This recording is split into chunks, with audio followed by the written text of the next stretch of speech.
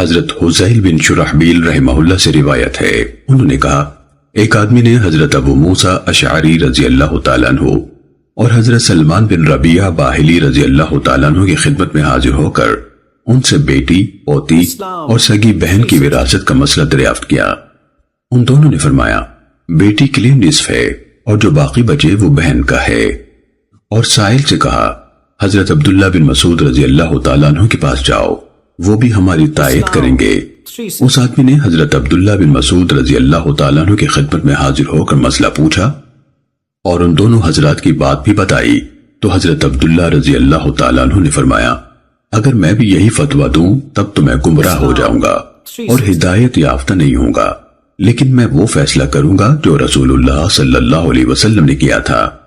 بیٹی کے لیے نصف ہے اور پوتی کے لیے چھٹا حصہ، جس سے دونوں کا کل حصہ 2/3 ہو جائے، اور جو باقی بچے وہ بہن کا ہے۔